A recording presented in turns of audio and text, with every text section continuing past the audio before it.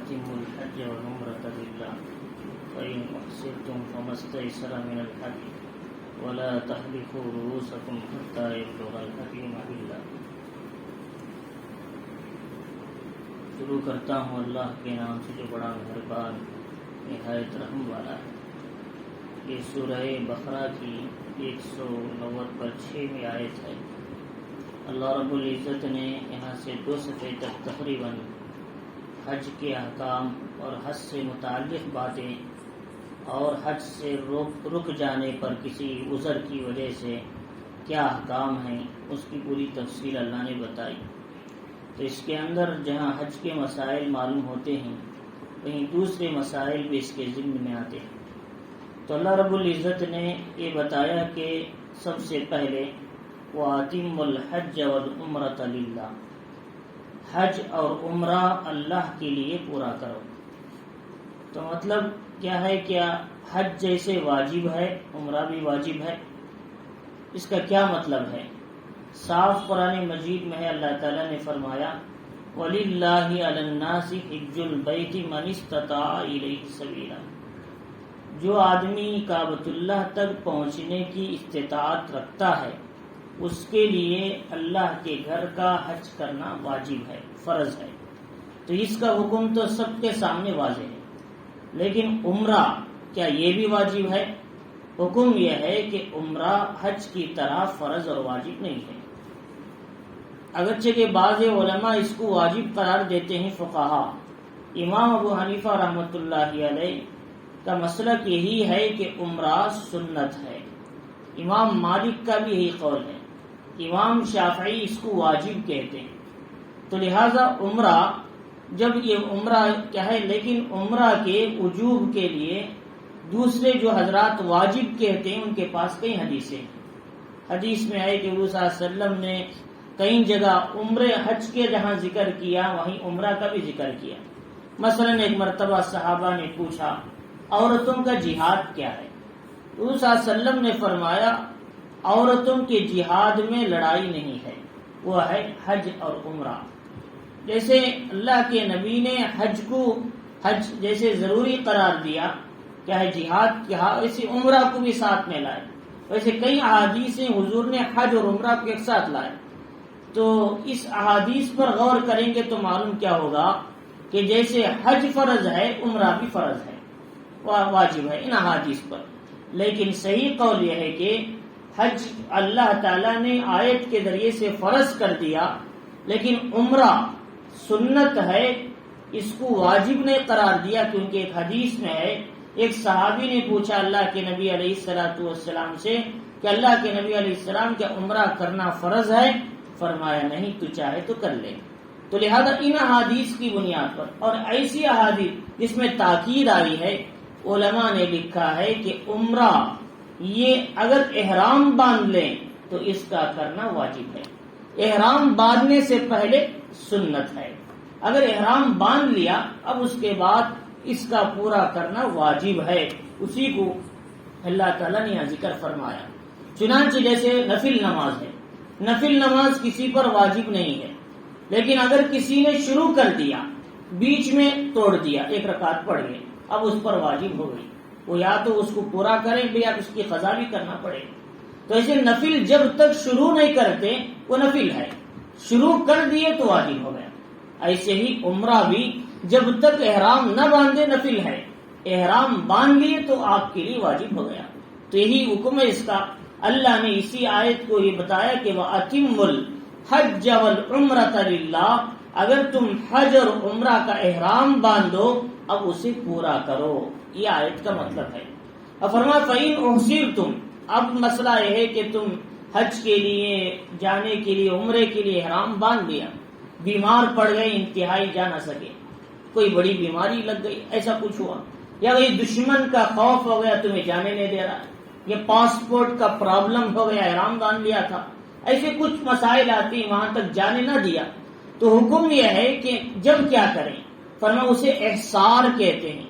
احصار کے معنی روک لیے جانا، احرام باندھنے کے بعد کسی وجہ سے رک جانا، بیماری کی وجہ سے یا کسی اور وجہ سے.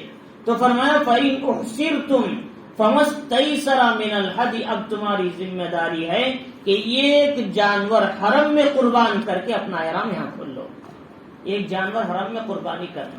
امام شافعی فرماتی ہیں ضرورت نہیں، جہاں تم رکیں وہیں قربانی دے دو. لیکن امام ابو حنیفہ فرماتے ہیں ایسا نہیں ہے، بلکہ حرم میں ہی اس کی قربانی ادا کرنا ہے، اس کے بعد اس کا احرام کھولنا ہے، آئندہ سال اس کی قضا کرنا ہے. یہ مسئلہ ہے اس کا. تو فرمایا اسی لیے حضور صلی اللہ علیہ وسلم کو حدیبیہ میں روک دیا 600 ہجری میں. 1400 صحابہ کے ساتھ عمرے کے ارادے سے گئے تھے حضور. تو رستے میں مکے سے ذرا پہلے حرم بھی تھا، ہل تھا بیچ میں، حرم اور ہل. ہل بولتے ہیں حرم کا جو 7 کلومیٹر کا باہر کا حصہ، اسے ہل بولتے ہیں. ہل کا مطلب یہاں سب حلال ہے، لیکن وہ حرم مطلب ہے اس میں شکار کرنا حرام، یہ کرنا حرام، وہ کرنا حرام، اس لیے وہ حرم بولتے ہیں، محترم جگہ. تو فرمایا یہ جو حضور صلی اللہ علیہ وسلم حدیبیہ میں ٹھہرے تھے، آدھا حصہ حرم میں تھا، آدھا حصہ ہل میں تھا. یہ حضور صلی اللہ علیہ وسلم یہاں ٹھہرے تھے حدیبیہ میں. تو حضور صلی اللہ علیہ وسلم جب روک دیے گئے تو حضور صلی اللہ علیہ وسلم نے وہاں پر آپ نے کیا ہے قربانی، یعنی اپنے سر کے بال مونڈے اور قربانی کیا. اس کے بعد اپنے سر کے بال مونڈ دیا اور احرام کھول دیا. تو حضور صلی اللہ علیہ وسلم نے یہیں پر کھول دیا تھا. امام شافعی فرماتے ہیں لیکن صحیح بات ہے، حضور صلی اللہ علیہ وسلم نے ایک تو اپنے ایک جانور کو حرم میں بھیج کر قربان کرایا تھا، یہ صاف حدیث کے اندر آتا. اور دوسری بات، حضور صلی اللہ علیہ وسلم جہاں آپ نے مصلی نماز پڑھنے کا لگایا تھا حدیبیہ میں، وہ حرم میں تھا، تو لہٰذا آپ حرم میں وہیں پر ذبح کر سکتے، یہ مسئلہ بھی. اور دوسری بات، ایک صحابی کو دے کر جانور بھیجے تو انہوں نے حرم میں جانور ذبح کیا. یہ سب دلائل کی وجہ سے امام ابو حنیفہ رحمۃ اللہ علیہ کہتے ہیں حرم میں ہی قربانی کرنا ہے. وہ آدمی جو یہاں پر عمرہ کرنے سے روک دیا، حج کرنے سے، عمرہ کرنے کسی بھی وجہ سے رک گیا جانے سے پہلے، فرمایا وہ آدمی حرم میں یہ قربانی کسی آدمی کے ذریعے سے ہی صحیح بھیجو تو وہ قربانی کرے تو تم اپنا احرام کھول دیں. یہ اصول ہے احصار کے معنی کا مطلب کا. تو فرمایا کہ فمستیسر من الحدی، جو میسر ہے قربانی وہ کر لیا کرو. ولا تعلقوا، چاہے اونٹ قربانی کرو، چاہے گائے قربانی کرو، چاہے بکرا قربانی کرو، یہ ادنا درجہ ہے بکرا. ولا تعلقوا رؤوسکم حتى يبلغ الحدی محلہ. پھر اللہ رب العزت نے فرمایا دیکھو اب تم عمرے کا احرام باندھیں، حج کا احرام باندھیں، جب تک احرام کا وقت نہ ہو جائے. عمرے میں طواف کرنے کے بعد، سعی کے بعد احرام کا، عمرے کا وقت ختم ہو جاتا ہے احرام کا. اور حج میں مینا میں کنکر مارنے کے بعد، قربانی دینے کے بعد وقت ختم ہو جاتا ہے. اب اس کے بعد آدمی بال نکال سکتا ہے وغیرہ وغیرہ، طواف بعد میں احرام کھول کر. تو جب تک احرام کھولنے کا وقت نہ ہو جائے اس وقت تک تم اپنے سروں کو نہ مونڈو. اس کے احرام کے اصول کا لحاظ رکھا کرو، اس کے اصول کا. فرمایا حتی یبلغ الحدی محلہ، یہاں تک کہ حدی اپنے مقام تک پہنچ جائے. حتی یبلغ الحدی محلہ یعنی کیا ہے؟ محلہ کا مطلب کیا ہے کہ آدمی کیا ہے، وہ جو محلہ کے اصل معنی ہیں کہ کعبۃ اللہ میں جانور کا ذبح ہونا ہے. حدی جو ہے، ہم جو قربانی کرتے ہیں حج کے لیے، عمرہ کے لیے، جو تمتع کرتے ہیں، قران کرتے ہیں، جو ایک ساتھ ایک بار عمرہ بھی کرتے ہیں اور حج بھی ایک ہی سفر میں کر لیتے ہیں، ان کو حج تمتع، حج قران کہتے ہیں. ان کو اپنی شکریہ کی قربانی حرم میں ہی کرنا ہے. تو فرمایا کہ اسی لیے قرآن میں کیا فرمایا کہ تم اپنی قربانی بیت عتیق کے پاس کیا کرو. کہ لہذا اللہ رب العزت نے فرمایا فمن کان منکم مریضا، یہاں تک تو یہ مسئلہ ختم ہوا. جو آدمی اس طریقے سے اپنی جانور کی کیا ہے احصار کر دیا جائے، روک دیا جائے، اپنا جانور کیا ہے حرم میں بھیج کر ذبح کریں. اور کیا ہے اگر آدمی صحت مند ہے تو اپنے اصول کا لحاظ رکھیں احرام کا. پھر فرمایا فمن کان منکم مریضا او به عذا. اب یہ مسئلہ ہے کہ آدمی حرام باندھ لیا، سر میں جو پڑ گئے، زخم لگ گیا، اب مجبوراً اسے سر کے بال کاٹنا ہی پڑے گا، نہ دوسرا کوئی راستہ نہیں ہے. ایسی صورت میں وہ کیا نکال سکتا ہے بال؟ حضرت کعب بن عجرہ رضی اللہ تعالیٰ حرم میں احرام کی حالت میں تھے. ان کے کیا ہے منہ پر آ رہے تھے، زخم ہو چکا تھا. حضور نے فرمایا کہ کعب کیا یہ جو تمہیں ستا رہے ہیں؟ فرمایا ہاں اللہ کے نبی علیہ السلام وہ تنگ کر رہے ہیں. فرمایا سر کے بال کاٹو، کیا 6 آدمیوں کا کھانا کھلاؤ، نہ ہو سکے چاہے 3 روزے رکھو یا پھر 1 قربانی کرو، اس کا فدیہ ادا ہو جائے گا۔ تو اگر کوئی آدمی، اگر حضور صلی اللہ علیہ وسلم نے صاف بتایا حدیث میں، ابن کثیر میں صاف کئی روایتوں سے، تو فرمایا کہ اگر کوئی آدمی کو مجبوری ایسی ہو گئی، سر کے بال کاٹنے ہی پڑے، سر میں کھجلی ہونے لگی یا کوئی وغیرہ، احرام کی حالت میں نہیں کاٹنا چاہیے، اگر کاٹنا پڑ جائے تو اللہ نے 3 باتیں بتائی، یہ کام کر لو تو تم سر کے بال نکال لیتے، کوئی مسئلہ نہیں۔ فرمایا کیا کرنا ہے؟ فرمایا کہ ففدیۃ من صیام او صدقۃ او نسک، ایک تو روزہ رکھ لو، یعنی کتنے روزے رکھنا؟ 3 روزے۔ حضور صلی اللہ علیہ وسلم نے صحابی سے فرمایا کہ تم 3 روزے رکھو، اسے کعب بن عجرہ کی روایت۔ اس لیے کوئی بھی بات قرآن کی تفسیر کرنے کے لیے پہلے حدیث سامنے ہونا، اپنی طرف سے تفسیر نہیں کرنا۔ جب تک حدیث کا علم نہیں ہوتا تفسیر کرنے کا ان کو حق نہیں ہے۔ تو فرمایا کہ اس لیے میں ہر بات سے پہلے حدیث بول رہا ہوں۔ فرمایا او صدقۃ، اسی طریقے سے یا پھر قربانی کرو، یعنی 3 سا غلہ، ایک آدمی کا آدھا سا کا مطلب ہم جو صدقہ فطر میں دیتے ہیں 2.25 کلو گیہوں، وہ ہے آدھا سا، 1 سا 3.5 کلو کا ہوتا ہے۔ تو ایسے 3.5 کلو، ایک فرق، اس 6 مسکینوں کو دے دو، کہ آدھا دیں گے تو 6 آدمی کو مل جائے، تو یہ دے دو، اس طریقے سے تمہارا یہ مسئلہ ختم ہو جائے۔ یہ نہ ہو سکے تو قربانی کرو، اور ظاہر بات ہے قربانی کرنا بڑی قیمت ہے، بہتر ہے 6 آدمیوں کو کھانا کھلا دے، یا پھر کیا ہے 3 روزے رکھ لیں، مسئلہ ختم ہو جائے۔ یہ کس لیے یہ 3 باتیں؟ یہ 3 بھی کرنا ضروری نہیں، صرف 1 کرنا ہے، 3 میں سے کوئی 1 کرنا ہے اس آدمی کے لیے جو سر کے بال احرام کی حالت میں کسی اسر کی وجہ سے کاٹ دیا، یہ مسئلہ ہے۔ تو فرمایا فَإِذَا أَمِنْتُمْ، لیکن جب تم مطمئن ہو گئے، تمہیں کوئی بیماری نہیں، مسئلہ نہیں ہے، احرام کی حالت میں ہو اور تم حج کے ساتھ عمرہ بھی کر رہے ہو، حج تمتع کہتے ہیں، آدمی یہاں سے عمرے کا احرام باندھ کر جاتے ہیں، عمرہ کرتے ہیں، احرام کھول دیتے ہیں، پھر 8 ذی الحجہ کو احرام باندھتے ہیں، حج کرتے ہیں، ایک سفر میں 2 فائدے اٹھاتے ہیں، ان کا نام حج تمتع ہے۔ اب فرمایا ایک آدمی احرام باندھتے ہیں، وہاں جا کر عمرہ کرتے ہیں، اسی احرام میں رہتے ہیں، پھر 8 ذی الحجہ کو حج کے اعمال کرتے ہیں، یہ دونوں ایک ہی احرام سے پورا کرتے ہیں، اس حج کا نام حج قران ہے، کیونکہ ایک عمرہ سے ایک ہی احرام سے 2 عمل کر رہے ہیں۔ قران کے معنی قرن ملانے سے ہے، قرن کے معنی ملانا۔ تو چنانچہ فرمایا تو یہ جو 2 کام کرنے والے ہیں، ان پر یہ 2 کام ایک سفر میں کرنے کی وجہ سے یا ایک احرام سے 2 عمل کرنے کی وجہ سے یہ دم میں ان کو ایک شکریہ میں دم واجب ہوتا ہے۔ جو یہ دم جنایت نہیں، دم جنایت کا مطلب غلطی کرنے کی وجہ سے واجب نہیں ہوتا، یہ تم ایک سفر میں 2 کام کرنے کی وجہ سے تم اللہ کا شکریہ کے لیے ایک قربانی کیا کرو۔ کہاں کرنا؟ حرم میں ہی کرنا، حرم کے بعد میں۔ اور یہ گوشت کیا ہے؟ تم بھی کھا سکتے ہو، دوسروں کو بھی کھلا سکتے ہو۔ قرآن نے فرمایا وَكُلُوا مِنْهَا وَأَطْعِمُوا الْبَائِسَ الْفَقِيرَ، تم بھی کھاؤ، غریب نادار فقیروں کو بھی کھلاؤ۔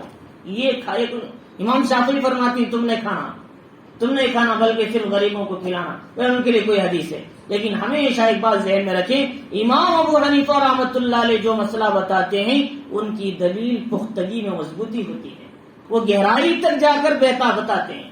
ان اس لیے کہ بعض لوگ کہتے ہیں امام ابو حنیفہ کو حدیث کا علم نہیں تھا، حدیث کا علم نہ ہوتا تو مسائل کیسے نکالتے؟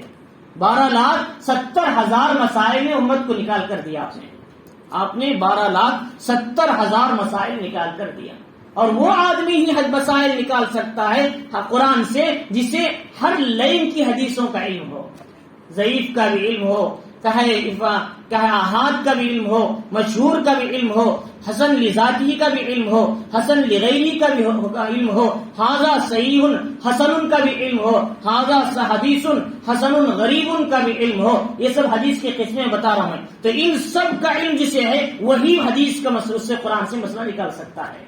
تو لہٰذا امام ابو حنیفہ کے بارے میں لوگ جاہلیے کہتے ہیں صرف 17 حدیثیں یاد تھے، کسی بیوقوفی کی بات۔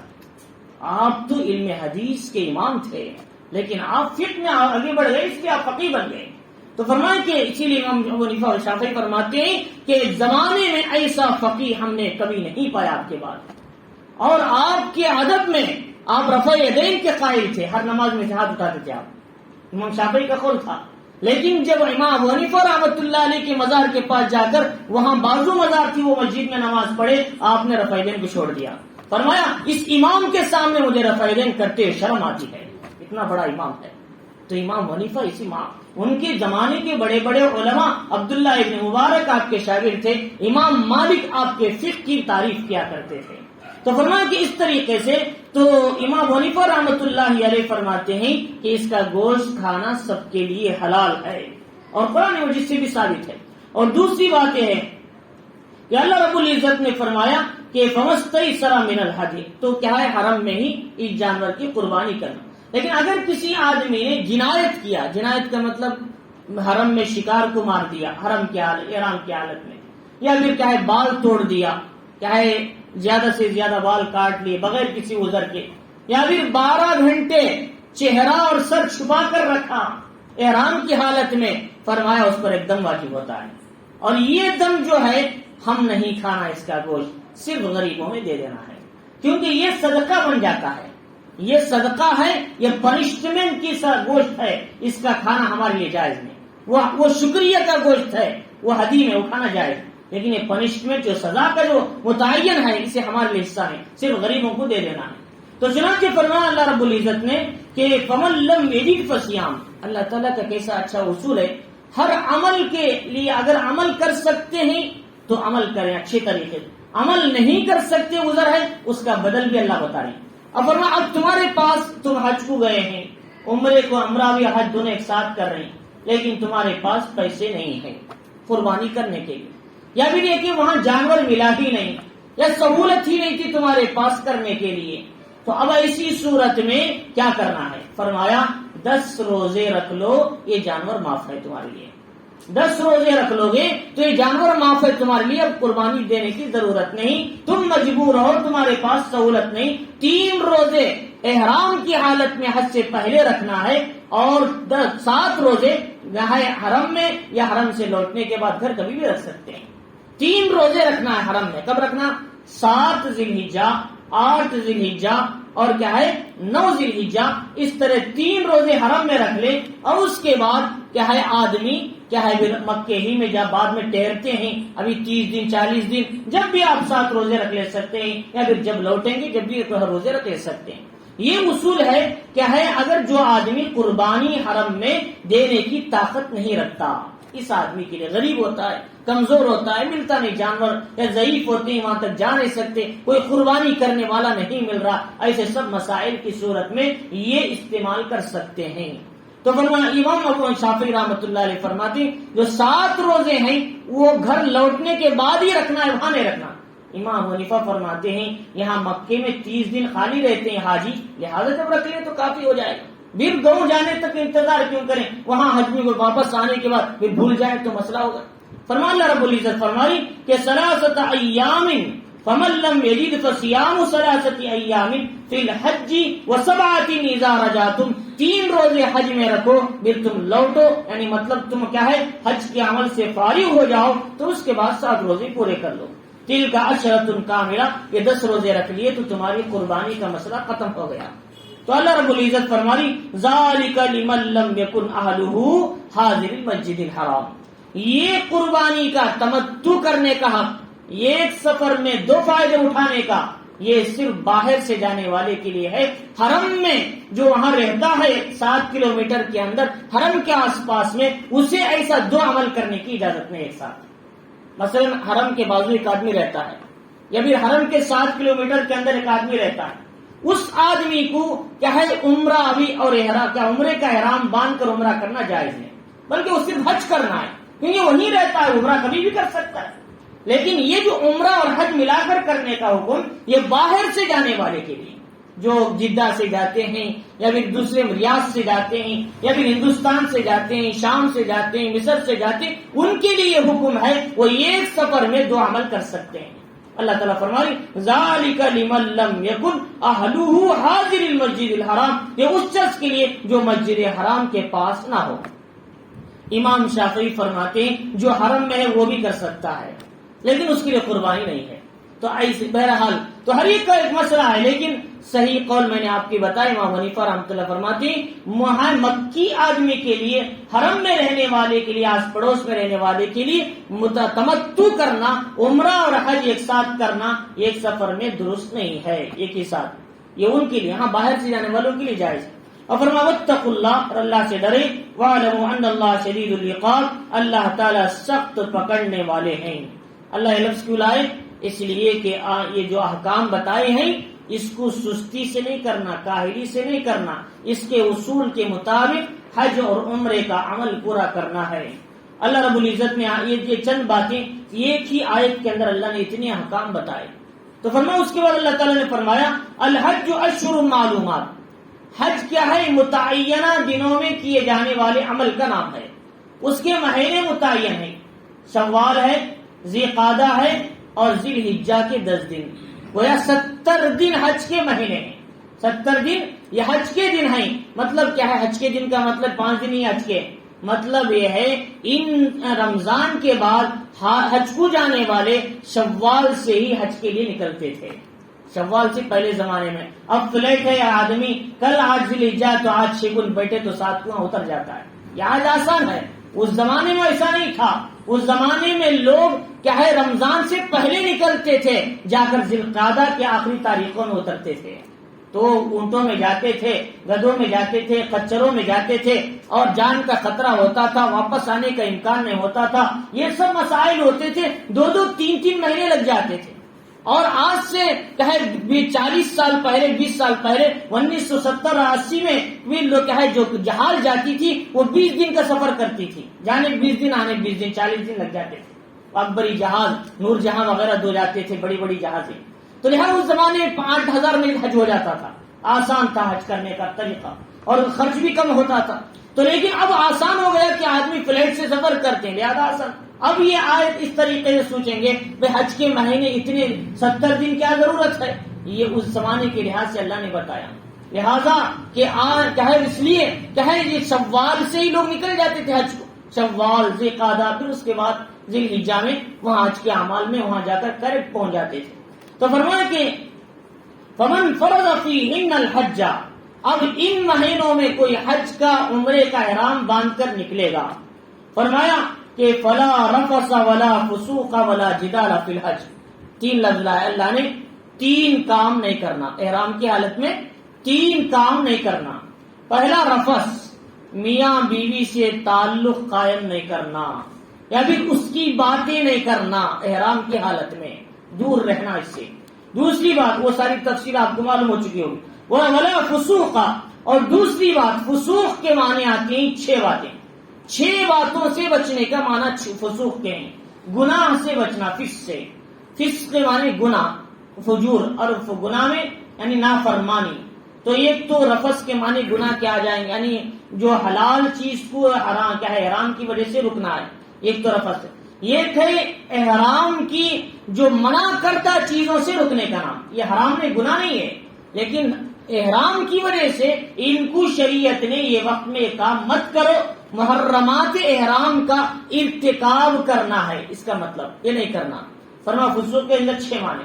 پہلی بات یہ ہے کہ میں نے ابھی بتایا کہ میاں بیوی سے کوئی ایسی بات نہیں کرنا جو تعلق کے قریب پہنچ جائے۔ دوسری بات کہ آدمی حرم میں شکار نہیں کرنا، شکار کوئی پرندے کو مارنا یا بھی دکھانا بھی، شکار ہے مارو، اس طریقے سے دکھائے تو اس پر بھی دم واجب ہوتا۔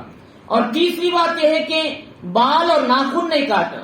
چوتھا خوشبو استعمال نہیں کرنا، خوشبو کا صابن کیا ہے نہیں لگانا، خوشبو کی چیزیں استعمال نہیں کرنا۔ یہ 4 باتیں مردوں اور عورتوں سب کے لیے ہے۔ 2 باتیں صرف مردوں کے ساتھ خاص ہیں، سلے ہوئے کپڑے نہیں پہننا، اور دوسرا کیا ہے سر کو نہیں ڈھانکنا۔ 2 باتیں، سلے ہوئے کپڑے نہیں پہننا، سلا ہوا جوتا نہیں پہننا، یعنی جو اوڑے یعنی اوپر کی ہڈی کو چھپا دیتا ہے، بوٹ وغیرہ ایسا نہیں پہننا، ہوائی چپل پہن سکتے ہیں۔ فرمایا اسی طریقے سے سر کو نہیں ڈھانکنا۔ یہ 2 باتیں صرف مرد کے ساتھ خاص ہیں، عورتوں کے لیے تو احرام سر میں ہے ہی نہیں، وہ تو پورا سر سے یہاں تک پورا ڈھانک کے جا سکتے ہیں۔ ان کا احرام چہرے میں ہے، عورتوں کا احرام چہرے میں ہے، چہرہ نہیں چھپانا عورتیں، احرام کی حالت میں اگر کپڑا پڑ گیا 12 گھنٹے تک تو عورت پر بھی دم واجب ہوگا. تو فرمایا کہ عورت کا احرام چہرے میں ہے، لہذا عورتیں بے پردگی ہو سکتی، اس لیے ہیٹ ملتا ہے، ایسے ہیٹ، ایسا سامنے اگر کپڑا نیچے گرتا ہے چہرے کو نہیں لگتا، ایسا ہیٹ لگا سکتے ہیں. اگر نہ لگائیں تو اس حال میں مجبوری کی وجہ سے کوئی مسئلہ نہیں، کیونکہ حج کا ماحول ہے. لیکن وہاں اگر کوئی آدمی کہے دیکھنے والا گناہ کا ارادہ کرے، اس کی بدبختی ہے، اسے کچھ نہیں بول سکتے. اور اس کے بعد فرمایا کہ عورتوں کے لیے یہ مسئلہ کیا ہے، عورتوں کے لیے صاف کا چہرے میں ہوتا ہے، لیکن 2 باتیں مردوں کے لیے، سلے ہوئے کپڑے نہیں پہننا اور کیا ہے، چاہے سر کو نہیں ڈالنا. سلی ہوئی لنگی پہننا کیسا ہے، سوال کہ احرام کی حالت میں اگر کوئی آدمی لنگی کو کھلا رکھے گا تو کھلنے کا امکان ہے. بعض لوگوں کو بغیر سلی کی لنگی پہننے کی عادت نہیں ہوتی، کھل سکتی، ان کو ایک سیون لگا لینے کی اجازت ہے، جوڑ کر مکمل نہیں سینا، گول پٹی مار کر ایک سیون لگا دے تاکہ وہ لنگی کی شکل ہو جائے، ان کی حفاظت ہو سکے، جائز ہے. تو کہاں نے لکھا ہے، معلم الحجاج میں یا دیگر کتابوں میں دیکھ سکتے ہیں، فتاوی عالمگیری میں بھی ہے. تو فرمایا اس طریقے سے کہ یہ 2 باتیں مردوں کے لیے، وہ 4 باتیں تمام کے لیے میں نے بتایا. تو ان چیزوں سے بچنا ہے، یہ بتایا رفث میں، وہ فسوق میں، ولا جدال فی الحج، اور حج میں جھگڑا نہیں کرنا. تیسری بات، پہلی بات گناہ میاں بیوی کے تعلقاتی بات نہ ہونا، دوسرا گناہ نہیں کرنا، 6 باتیں محرمات احرام کے ارتکاب ہیں وہ نہیں کرنا. تو اور تیسری بات جدال نہیں کرنا، جھگڑا نہیں کرنا. پہلے زمانے میں ایسا ہوتا تھا، لوگ جھگڑتے تھے، کہتے تھے کہ حج کا مہینہ ذی القعدہ ہے، کچھ لوگ کہتے ہیں حج کا مہینہ ذی الحجہ ہے، اور کچھ لوگ کہتے ہیں کہ حج کی جگہ عرفات کا میدان ہے، کچھ لوگ کہتے ہیں حج کی جگہ مزدلفہ ہے. ایسا جھگڑتے تھے. اللہ نے فرمایا جھگڑو مت، یہاں جھگڑنے کی جگہ نہیں، یہ حرم میں جو اصول بتائے قرآن نے اس کو ان شعائر کا لحاظ کر کے حج پورا کرو. عرفات میں عرفات کا عمل کرو، مزدلفہ میں مزدلفہ کا عمل کرو، اور حج کے مہینے ذی الحجہ میں ہے، ذی الحجہ میں حج کرو. تم اپنی طرف سے ذی القعدہ میں حج مت کر لو. پہلے زمانے میں لوگ ایسا ہی کرتے تھے. 4 مہینے حرمت والے ہیں، ان میں لڑنا نہیں ہے. قرآن مجید نے بتایا تھا کہ شوال، ذی القعدہ، ذی القعدہ، ذی الحجہ، محرم، اور اس کے ساتھ ساتھ کیا ہے، یہ ایک مہینہ رجب کا. اس زمانے میں ایسا ہوتا تھا، لوگ لڑتے اس زمانے لڑنے کی اجازت نہیں تھی. ان مہینوں میں ایک آدمی لڑتا تھا، یعنی جنگیں ہوتی تھی اس زمانے.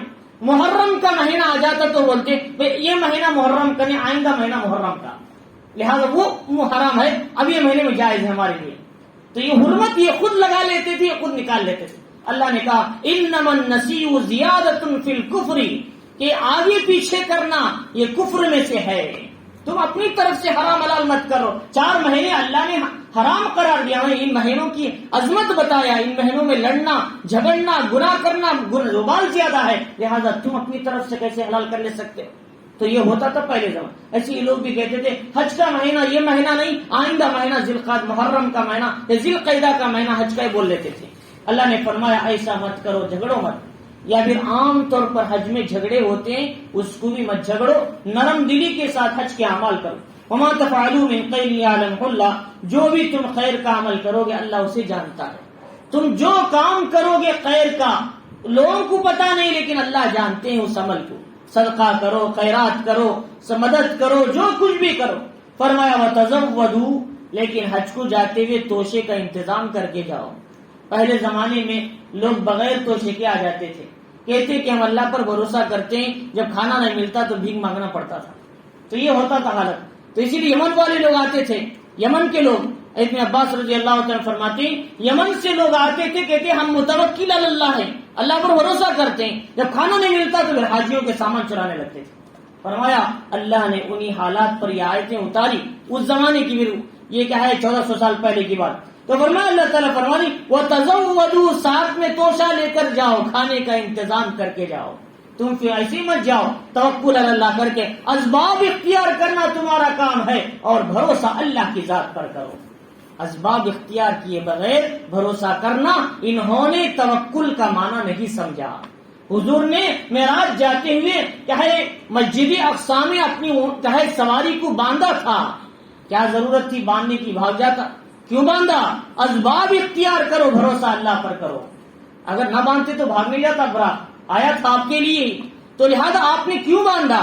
یہ پتھر سے اس کو براق کو کیوں باندھا گیا؟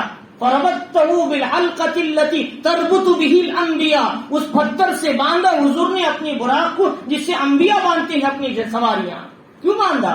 باندھنا تمہارا کام اور بھروسہ اللہ پر کرو. دروازہ بند کرنا تمہارا کام، بھروسہ اللہ پر کرو چور سے حفاظت ہونے کے لیے. گاڑی کی لاک کرنا تمہارا کام، بھروسہ اللہ پر کرو، کیلی پر بھروسہ مت کرو. اسباب اختیار کرو، بھروسہ اللہ پر کرو. یہ مطلب ہے. تو اللہ رب العزت فرمانی کہ توشہ لے کر جاؤ، لیکن توشہ سب لے کے جاتے ہیں آج کے زمانے میں، لیکن ساتھ میں تقوی کا توشہ بھی لے کر جاؤ. جس سے صرف توشہ لے کر گئے وہ توشہ ان کو فائدہ نہیں دیتا. تقوی کا توشہ لے کر جاؤ. تقوی کا توشہ کا مطلب حج ایسا کرو کہ اللہ جیسے چاہتے ہیں حج کرنے کا، اللہ جیسا حج کرنے کا حکم دیتے ہیں ویسا حج کرو. یہ ہے تقوی کا توشہ. یعنی آدمی قدم قدم پر ڈریں، اللہ کے احکام کا لحاظ رکھیں، گناہ سے بچیں، نافرمانی سے بچیں، نمازوں کی پابندی کریں، اس وہاں کوئی گناہ نہ کریں. وہاں محترم جگہ ہے، وہاں کا وبال بھی زیادہ ہے. تو فرمایا فَإِنَّ خَيْرَ الزَّادِ التَّقْوَىٰ، بہترین توشہ تقویٰ ہے. فرمایا اللہ کے ڈر ہے. وَاتَّقُونِ يَا أُولِي الْأَلْبَابِ، اور ڈرو اے عقل مندو. اللہ تعالیٰ سے اللہ تعالیٰ فرماری مجھے سے ڈرو اے عقل مندو. اللہ تعالیٰ بار بار فرماری کہ مجھ سے ڈرا کرو، مجھ سے ڈر ڈر کر عمل کیا کرو. اللہ تعالیٰ ہر عمل کے اندر دو باتیں چاہتے ہیں، ایک اخلاص چاہتے ہیں، ایک تقویٰ چاہتے ہیں. چاہے قربانی کا عمل ہو، چاہے حج کا عمل ہو. اسی لیے آپ قرآن مجید کی آیت پڑھیں گے وَلِلَّهِ عَلَى النَّاسِ حِجُّ الْبَيْتِ، اللہ کے لیے اللہ کے گھر کا طواف کرو. للہ جو آتا ہے اخلاص بتاتا ہے، اور اس کے اندر تقویٰ بھی دکھاتا ہے کہ تقوی کے ساتھ عمل کیا کرو، اللہ کے لیے کیا کرو. مسجد بناؤ اللہ کے لیے بناؤ، اللہ سے ڈر کر بناؤ، اللہ سے ڈر کر. اور قربانی کرو تو اللہ کے لیے کرو اور تقوی کو سامنے رکھ کر کیا کرو. تو ہر عمل کے اندر تقویٰ اخلاص دو باتیں کمپلسری. اگر یہ نہ ہو تو پھر عمل کے اندر اس کے اندر وزن نہیں ہوتا.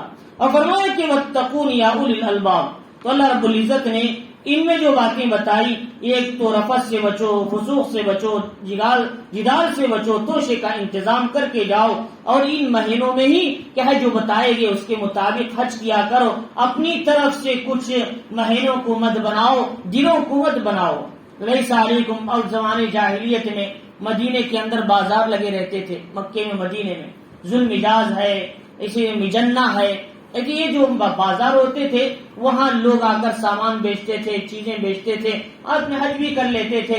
تو اس زمانے میں کافر تجارتیں لگتی تھی. تو جب مسلمان اسلام لائے تو ان جگہوں میں اپنی جا کر تجارت کرنے کو ناپسند سمجھا، اس لیے کہ ہو سکتا ہے یہاں تجارت کریں گے تو یہ بھی شرکیہ عمل ہو جائے گا. یہ لوگوں کے ذہنوں میں اتنا ڈر تھا. تو اللہ رب العزت نے فرمایا ایسا مت کرو کہ وہ پہلے زمانے میں لوگ کیا ہے مشرکین کرتے تھے. اب تم مسلمان ہو کہ تم حج کے لیے آئے ہو، تمہارا عقیدہ صحیح ہے، لہذا تم حج کے ساتھ ساتھ تجارت کر لو تو بھی تمہارے لیے جائز ہے.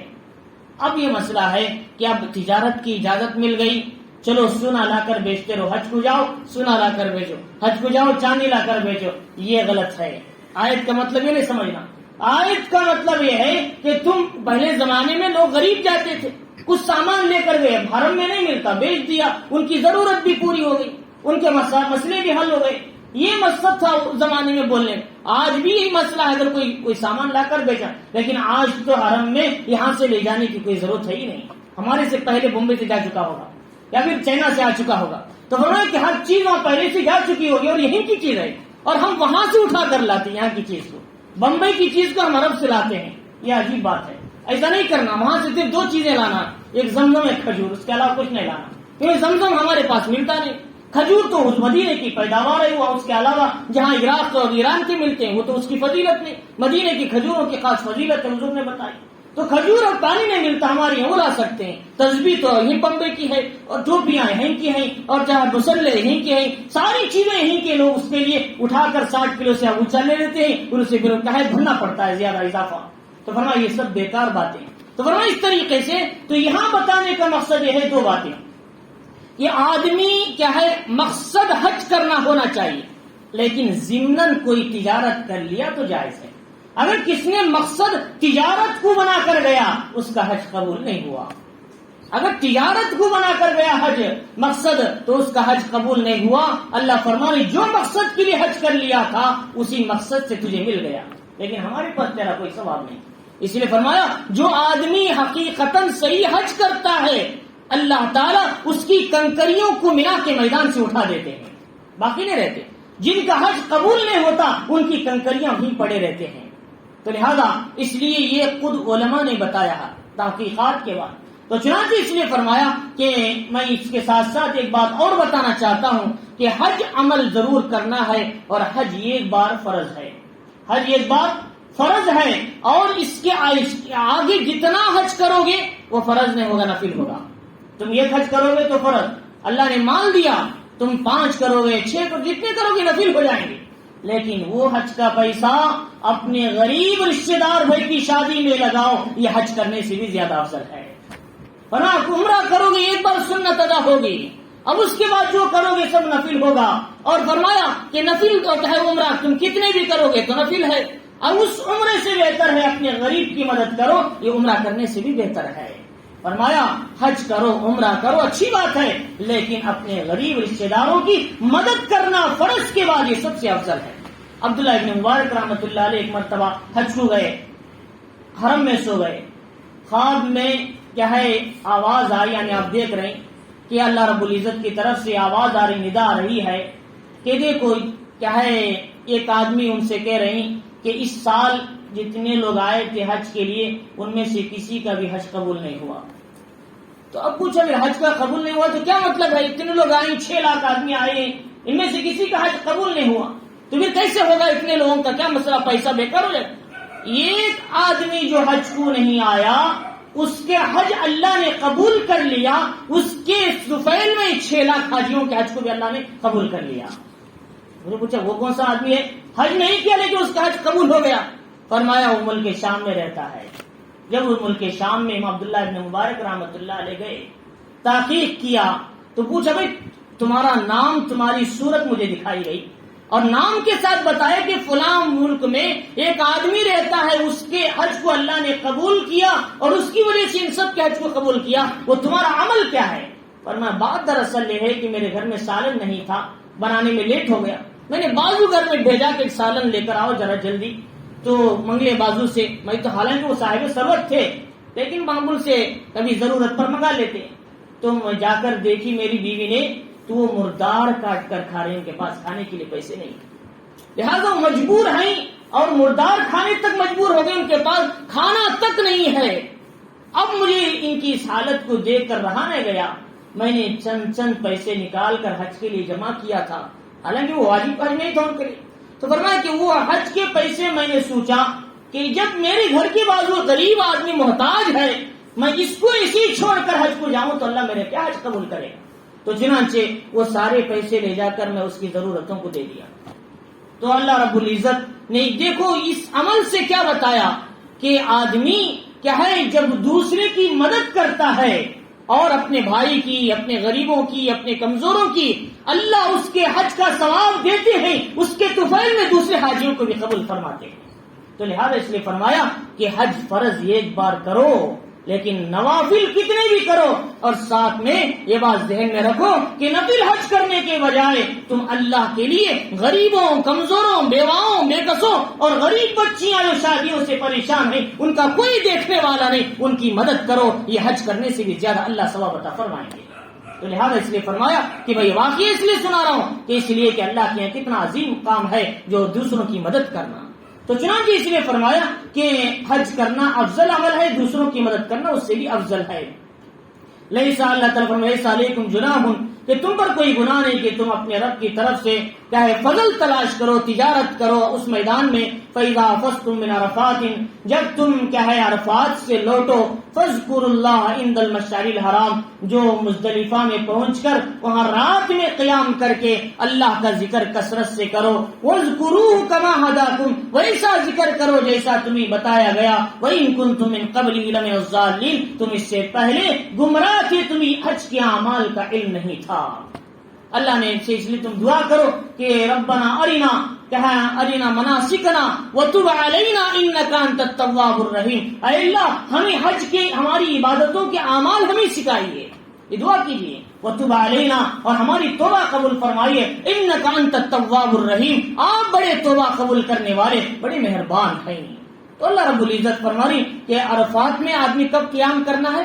امام احمد فرماتی ہے صبح سے قیام کرو، 8 ذی الحجہ کی نہیں، یہ تو ہاں اپنی جگہ ان کا مسئلہ ہے، میں ان کے خلاف نہیں، کہ تمام فقہاء، امام مالک، امام شافعی، امام احمد، امام ابو حنیفہ فرماتے ہیں زوال کے بعد عرفات میں وقوف کرنا ہے، زوال کے بعد جانا ہے، زوال کے بعد وہاں نمازیں پڑھنا ہے، ظہر اثر ایک وقت، ظہر کے وقت میں نماز پڑھی جاتی ہے، پھر اس کے بعد اثر کی نماز کے بعد کیا ہے، جو جبل عرفات چھوٹا سا پہاڑ ہے جو اس کے اندر 7 میٹر کا چھوٹا سا ایک کھمبا لگا ہوا ہے، اس کے دامن میں کھڑے ہو کر سورج یعنی ڈوبنے تک، یہ جو آدھا گھنٹہ یہ پونا گھنٹہ ہے، یہ اصل وقوف کا وقت ہے، اس میں اللہ کے سامنے کثرت سے دعائیں کرنا ہے۔ اللہ تعالیٰ عرفات میں کھڑے ہر شخص کی دعا کو سنتے ہیں اور اس کو اللہ جہنم سے آزاد کرتے ہیں۔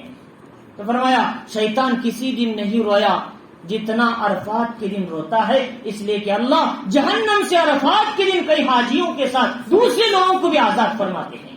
تو لہذا اس نے فرمایا کہ یہ عرفات کا وقت ہے، زوال سے لے کر غروب آفتاب تک کا وقت جو ہے، جو سن سیٹ ہے، جو یہ وقت جو ہے، اس یہ وقت کے بیچ میں کیا ہے وقوف کرنے کا زیادہ کیا ہے یہ وقف ہے۔ اگر کسی آدمی نے بیمار ہے تو اس کو ویل چیئر پر ہی صحیح 1 لحظہ عرفات کے میدان میں کھڑا کریں، پھر اسے ڈیرے میں لے کر جائیں۔ اگر اس نے 1 لحظہ بھی وقوف نہیں کیا، اس کا حج ادا نہیں ہوا، آئندہ سال اسے قضا بھی لازم آئے گی، پھر دم بھی دینا پڑے گا، 2 باتیں آئیں گی۔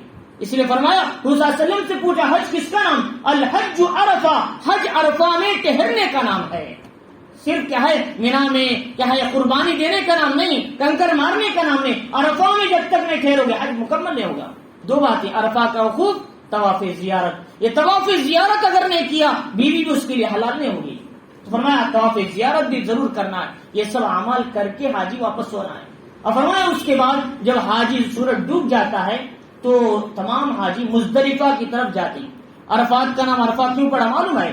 حضرت امام آدم علیہ السلام جب سری لنکا میں گرے، حضرت حوا جدہ میں گری جو عمارت کے 60 کلومیٹر دور ہے جو سمندر کے بعد، یہ دونوں تلاش کرتے کرتے کرتے عرفات کے میدان میں آئے، تو عرفات کے میدان میں ان دونوں کی پہچان ہوئی کئی زمانے کے بعد، دونوں ملے تو فرمایا من انتا، کہ من انتی، تو انہوں نے پوچھا تم کون ہو، تم کون ہو، فرمایا انا آدم، تو انہوں نے کہا انا حوا، اس طرح دونوں کی پہچان ہوئی تو نام پڑ گیا عرفہ، یہاں انٹروڈیوس ہوا دونوں کا، اس لیے اس کا نام عرفہ پڑ گیا۔ اسی طریقے سے اور کئی اقوال ہیں، تو بہرحال وہ سارے اقوال سنانے کے وقت میں۔ اور دوسری بات یہ ہے کہ مزدلفہ اس لیے کہ یہ دونوں جب یہاں سے نکل کر مزدلفہ میں گئے، وہاں دونوں نے رات میں قیام کیا، وہاں سوئے، لہذا اس کا نام مزدلفہ پڑ گیا۔ مزدلفہ کے معنی جمع ہونا، ازدحام، اور اسی طریقے سے قربت، یہ سب کے معنی مزدلفہ کے آتے ہیں۔ ازدلفہ، ازدلفو، ازدلافن، افتعالن کا صیغہ ہے۔ تو فرمائے کہ اس طریقے سے کہ وہاں مزدلفہ میں اصل وقوف کب ہے، یہ بھی اکثر لوگ حاجی غلط ذہن میں رکھنا، رات میں لوگ وقوف کرتے ہیں، صبح ہی نکل جاتے ہیں، 4 بجے بعض لوگ نکل جاتے ہیں، ایسا نہیں۔ وقوف مزدلفہ رات میں نہیں ہے، بلکہ صبح کی نماز پڑھنے کے بعد سورج نکلنے سے پہلے کا جو وقت ہے یہ مزدلفہ کا وقوف ہے اصل۔ اگر یہ نہیں کیا تو مزدلفہ کا وقوف نہیں کیا انہوں نے، حالانکہ پوری رات وقوف کرتے، 4 بجے 5 بجے نماز سے پہلے نکل جاتے، ہمارا وقوف ہو گیا، لہذا یہ بات ذہن میں رکھنا ہے۔ تو فرمایا جب سورج کی روشنی مزدلفہ کے پہاڑوں پر گرے گی اس کے بعد جانے کا وقت ہے مینا کی طرف، وہاں پھر کنکر مارنا ہے، قربانی دینا ہے وغیرہ، اس کے بعد کیا اعمال۔ اللہ فرما رہی جب تم عرفات سے نکل کر مسجد الحرام، مشعر حرام ایک مسجد ہے مزدلفہ میں، 2 پہاڑوں کے بیچ میں حصہ ہے، وہاں اگر تم پہنچو اللہ کی تکبیر کثرت سے کیا کرو۔ وہ کون سی تاریخ ہوگی؟ 9 ذی الحجہ کی رات ہوگی، وہ 10 کی رات ہوگی، 9 ذی الحجہ کا دن ہوگا، عرفہ کا دن ہوگا، لہذا جو 10 کی جو رات ہے اور اس کے بعد تم کثرت سے اللہ کی بڑائی اور پاکی بیان کرو، اس لیے کہ وہ عید کا دن بھی ہے، قربانی کا دن بھی ہے، اور اللہ کے تمام حاجی اس دن اللہ کی تعریف اور بڑائی کے ساتھ اپنے حج کے اعمال کو پورا کرتے ہیں۔ تو فرمایا بہرحال تو اللہ رب العزت نے ان آیتوں کے اندر جو چند باتیں جو بتائی ان میں سے پہلی بات یہ ہے کہ آدمی کو اگر ایسی کوئی ضرورتیں پیش آ جائیں قربانی حج کے ماہ احرام کے اندر، وہ ان حالات میں چاہے کچھ عذر پیش آ جائیں جیسے سر کے بال نکالنی پڑے تو اس کے لیے بھی اللہ نے بدل بتائے کہ تم کہے کسی غریب کو مسکین کو کھانا کھلاؤ یا روزے رکھو 3 یا پھر کیا ہے بکرا ذبح کرو، اس سے تمہاری ذمہ داری ختم ہوگی۔ جنہیں جانور ذبح کرنے کی طاقت نہیں وہ 10 دن روزہ رکھ لے تو ان سے بھی جانور کا حق ادا ہو جائے گا، لیکن حج کے اعمال پورا کرو، جب شروع کرو تو عمرہ ہو یا حج ہو سے پورا کرو۔ اور فرمایا اس کے بعد کہ حج کے اندر جو محرمات احرام ہیں ان سے بچا کرو، جدال مت کرو، میاں بیوی کے تعلقات والی باتوں سے بچو، گناہ سے بچو، ہر چیز سے بچو اور توشے کے ساتھ جاؤ، تقوی اختیار کرو۔ اور فرمایا کہ عرفات اور مزدلفہ کے اندر اللہ کا ذکر کثرت سے کرو، اگر تم وہاں کچھ تجارت کر لیے وہ بھی جائز ہے، اس میں کوئی حرج نہیں۔ اللہ سے دعا کریں یہ جو حج کے اعمال ہیں ہم تو سن رہے ہیں، اللہ تعالیٰ اس کو عملی شکل میں جلد زندہ فرمائے۔ آج امت کے اندر ایسے حالات آ چکے ہیں، عرب جس کو ہم محمد الرسول اللہ صلی اللہ علیہ وسلم کا شہر سمجھتے تھے، جہاں صحابہ رہتے تھے، جہاں تابعین رہتے تھے، جہاں فقہا رہتے تھے، جہاں بڑے بڑے اولیاء اللہ رہتے تھے اور وہاں ان کی مدفن ہیں، وہ جگہ آج اسرائیل کے ہاتھ میں نکلتے چلے جا رہے ہیں۔ لوگ وہاں کے اسرائیل کے ایجنڈے اور ان کے قبضے میں بنتے جا رہے ہیں۔ کل تک حالات ایسے تھے کہ حضور صلی اللہ علیہ وسلم کے زمانے سے لے کر اب قریب تک بھی جب ہم لوگ عمرہ کو گئے، جب بھی دیکھا جیسی اذان ہوتی تھی لوگ چٹرے اتار کر فوراً نماز کے لیے جاتے تھے۔ نماز کے وقت میں کوئی دکان کھلا رہنے کی اجازت نہیں ہوتی تھی، اگر دکان کھلا رکھتا تو اسے بلا کر کوڑے لگائے جاتے تھے۔ لیکن آج کی حکومت یہ کہتی ہے اگر اذان بھی ہو جائے نماز بھی ہو جائے تم تجارتیں کرو، تمہیں کوئی رکاوٹ نہیں ہے۔ کتنی غلط بات ہے، وہاں ایسے قوانین بن رہے ہیں۔ اور دوسرا کل یہ قانون بنا ہے، اس نے اعلان کیا کہ آج کے بعد مسجد کی جو اذان ہے وہ باہر تک نہیں جانا چاہیے آواز، بلکہ صرف مسجد کے اندر رہنا چاہیے۔ یہ ہر محرم کے اندر سعودی عرب کے ہر مسجد کی اصول بنایا گیا، اور جمعہ کا خطبہ مائک میں نہ دیا جائے۔ اور احادیث جو آحاد کے ہیں، ایک ایک صحابی سے جو روایت آئی ہے وہ ساری احادیث بیکار ہیں، ان کو بازو اٹھا کر رکھ دو۔ اس طرح وہاں کے جو ذمہ دار ہے، جس کا نام آج ایک نوجوان کو وہاں حکومت دے دی گئی، اور اس نے کیا ہے اسرائیل کا کھلونا بن کر حضور کی احادیث کے ساتھ، حضور کی زمانے کی سنتوں کے ساتھ، حضور صحابہ کی عظمتوں کے ساتھ یہ کھلواڑ کیا جا رہا ہے۔ اور فرمایا جب ایسے ماحول میں ہمارے بزرگوں کا کہنا ہے جب ایسے جگہ کیا ہے لوگ احکام کو توڑنے لگیں گے، اللہ کے آداب اور مشاعر کی مذاق کریں گے، ایسے حالات میں وبا کا آنا یقینی ہے۔ آج دنیا میں یہ وبا جو پھیل رہی ہے وہاں کی ان کے گناہ کی وجہ سے، نہ چائنا اس کا ذمہ دار ہے، نہ امریکہ اس کا ذمہ دار ہے، اس کا ذمہ دار ہمارا مسلم ملک سعودی عرب ہے۔ اگر وہ صحیح ہوتے تو آج امت مسلمہ ان گناہوں میں ان وباؤں میں نہ گرتی۔